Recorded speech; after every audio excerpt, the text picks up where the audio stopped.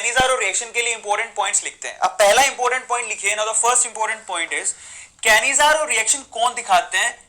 सिर्फ और सिर्फ एल्डिहाइड्स। मैं लिख रहा हूं एल्डिहाइड्स विच, उसमें भी कंडीशन है, विच डू नॉट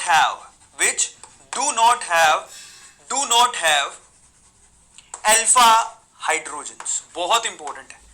ऐसे एल्डिहाइड्स जिनके पास अल्फा हाइड्रोजन नहीं होते वो कैनिज़ारो रिएक्शन दिखाते हैं। एग्जांपल देखिए, एग्जांपल के तौर पे क्या लिख सकते हो, जैसे कि फॉर्मेल्डिहाइड HCHO, क्या इसके पास अल्फा हाइड्रोजन है?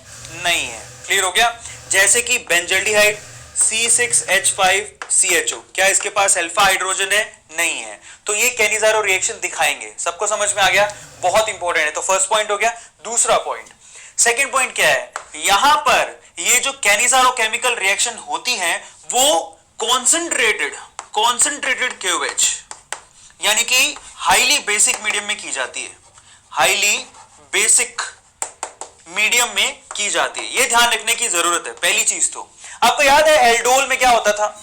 एल्डोल में इसका जस्ट अपोजिट है। एल्डोल वहां पर होते थे जहां पर एल्डिहाइड में अल्फा हाइड्रोजन होने जरूरी थे। यहां पर एल्डिहाइड में अल्फा हाइड्रोजन जिसके पास नहीं होंगे वो कैनिज़ारो देगा। जस्ट अपोजिट, वहां पर आप डिल्यूटेड बेसिक मीडियम लेते थे, डिल्यूटेड NaOH लिखते थे वहां पे। यहां पर कॉन्सेंट्रेटेड KOH ले रहे हैं आप। कॉन्सेंट्रेटेड मतलब बेसिक मीडियम हाईली बेसिक है, और साथ में किसका इस्तेमाल करेंगे? हीटिंग का। ये तो है ही, ठीक है। सो ये दो पॉइंट काफी ज्यादा इंपॉर्टेंट है, ध्यान रखिएगा इसको। अभी दो पॉइंट और है, ध्यान से उसको चेक करिए। तीसरा पॉइंट में है केमिकल रिएक्शन। अब केमिकल रिएक्शन लिखने के बाद मैं आपको इसका चौथा पॉइंट बताऊंगा जो कि काफी ज्यादा इंपॉर्टेंट है। तो चलो इसका केमिकल रिएक्शन लिख के देखते हैं। तो मैंने आपसे अभी कहा कि यहां पर फॉर्मेल्डिहाइड, बेंजल्डिहाइड, ये सब कैनिज़ारो रिएक्शन दिखाते हैं जिनके पास अल्फा हाइड्रोजन नहीं है। तो इनमें इनकी दो यूनिट इस्तेमाल की जाती है। मैं मान लेता हूं कि भाई यहां पर ये देखिए, मैंने फॉर्मेल्डिहाइड की एक यूनिट ली, ये फॉर्मेल्डिहाइड की दूसरी यूनिट है, ठीक है। जरूरी नहीं है आपको दो लिखी हुई मिले, क्लियर होता है। ये मैंने सेपरेटली लिख दी, यहां पर सिर्फ फॉर्मेल्डिहाइड लिखा मिल सकता है, सीधा एरो भी लगाया जा सकता है, उसके सामने दो भी लिखा जा सकता है, कोई फर्क नहीं पड़ता उससे। तो यहां पर मैंने फॉर्मेल्डिहाइड की दो यूनिट ले ली और यहां पर एरो पर लिख दिया एक तो कॉन्सेंट्रेटेड KOH, क्लियर हो गया, और प्लस साथ में दूसरे नंबर पर क्या है? हीटिंग।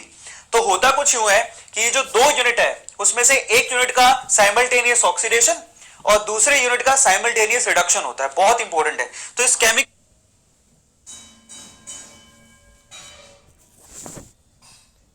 रिएक्शन की खास बात क्या है? यहां पर साइमल्टेनियस ऑक्सीडेशन होगा एक यूनिट का, क्लियर होता है, और साइमल्टेनियस रिडक्शन होगा दूसरी यूनिट का। ये बहुत इंपॉर्टेंट है। अब ये होता कैसे है वो मैं आपको मैकेनिज्म से बताऊंगा, क्लियर होता है।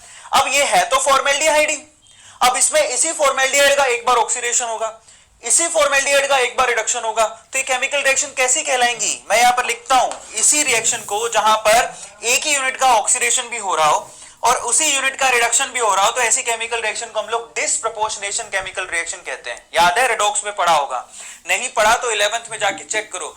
डिसप्रपोर्शनेशन केमिकल रिएक्शन वो केमिकल रिएक्शन होती है जिसमें सेम ही कंपाउंड का ऑक्सीडेशन और उसी का रिडक्शन होता है। तो यहाँ पर इसी का ऑक्सीडेशन और इसी का रिडक्शन हो रहा है। क्लियर हो गया सब लोगों को? ये एक ही यूनिट है, मैं दो बार लिख दिया है। So finally these are also called disproportionation.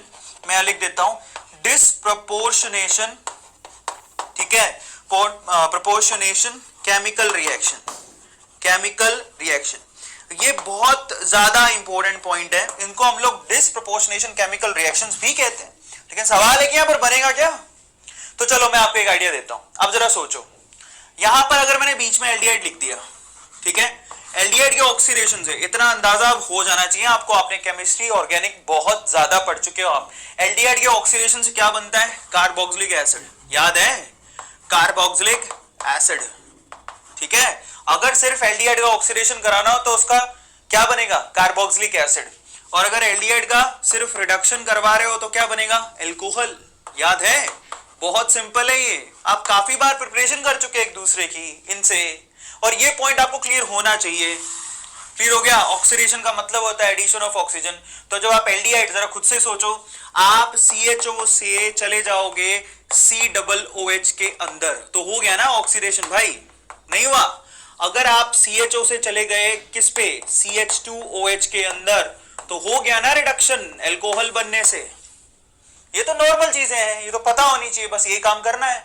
बस यहाँ पर फर्क क्या है, देखिए यहाँ पर फर्क सिर्फ इतना है कि यहाँ पर इस यूनिट का अगर ऑक्सीडेशन करवाएंगे तो क्या बनेगा, जरा चेक करो। यहाँ पर C डबल बॉन्ड O, यहाँ पर H तो है ही, यहाँ पर O। क्लियर हो गया? ये देखिए ऑक्सीजन जुड़ गया, बिल्कुल सही है। लेकिन ऑक्सीजन का यहाँ पर क्या बनेगा, यहाँ पर कार्बोक्सिलिक एसिड वाला सोल्ट बनेगा। यहाँ पर KOH है तो O पे माइनस और K पे प्लस। एसिड नहीं बनेगा, कार्बोक्सिलिक एसिड का सोल्ट बनेगा। इसका जवाब मैं आपको थोड़ी देर में दूंगा, डोंट वरी, मैकेनिज्म में बताऊंगा। तो पहला कंपाउंड तो ये बनेगा। क्लियर हो गया? कार्बोक्सिलिक एसिड का सोल्ट। क्लियर हो गया? तो पहला तो ये बन गया। दूसरा, इसका रिडक्शन करा, रिडक्शन में क्या बनेगा, अल्कोहल। बहुत आसान है, C 2 हाइड्रोजन तो पहले से ही है, तो अल्कोहल बनाने के लिए क्या करो, इस पाई बॉन्ड को ऊपर खींच दो, इस ऑक्सीजन को एक हाइड्रोजन दे दो, इस कार्बन को भी एक हाइड्रोजन दे दो, तो क्या बन जाएगा, दैट इज CH3OH। ये देखिए अल्कोहल। तो एक का हो गया ऑक्सीडेशन, दूसरे का हो गया रिडक्शन।